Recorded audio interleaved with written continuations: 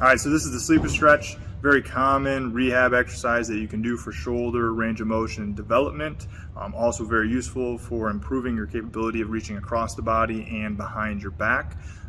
It can be somewhat sensitive for people to start off initially if they're experiencing pain, so you need to be cognitively aware of that and be careful of that. There's a lot of people out there who will negatively talk about the sleeper stretch.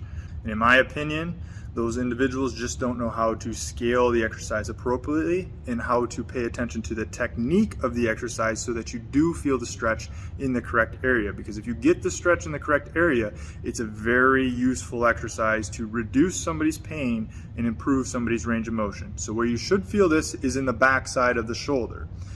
You should not feel this in the front side of the shoulder, right here in the front aspect of your shoulder. You should not feel pinching or a pinpoint pain right here. It should feel very general and very broad about the whole entire shoulder.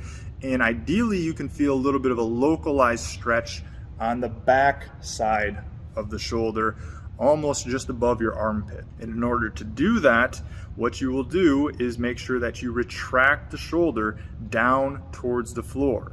You have to actively think about doing this, which takes some coordination and takes some practice to try to get the feel for how to do that. But the more your shoulder rides forward, the more you're going to feel pressure and pain or a pinching sensation in the front.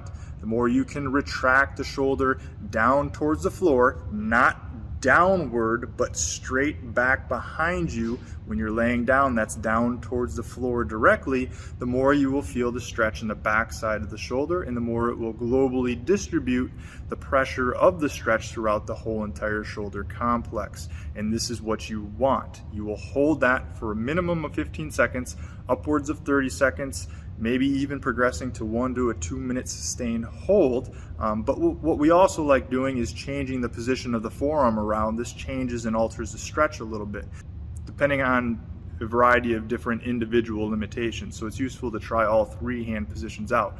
First hand position is palm to floor. Second hand position is thumb up. Third hand position is thumb down.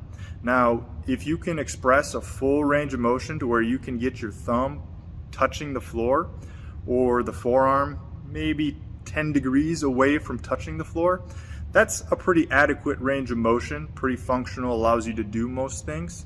Certainly if you can get it to flat, there's some people who can do that, but they tend to be a little bit more on the hypermobile side of things. But getting somewhere around 10 degrees or being able to touch your thumb to the floor is a pretty good goal to be able to achieve a lot of the different lifts you want to do so that you don't experience pain with push-ups, bench pressing, and other type of upper body exercises that help you build strength. So we want to develop that range of motion capability over time. Again, you must feel it in the correct area. Do not push through any pain or pinching or pinpoint tenderness of this exercise, and just work through the range of motion that you're currently comfortable and capable of doing. And especially if there's an asymmetry between right and left side, that usually correlates with somebody who experiences pain on one side versus the other side more oftenly than not. So again, you may emphasize one side of your body more than the other side if that side of the body needs a little bit more range of motion development.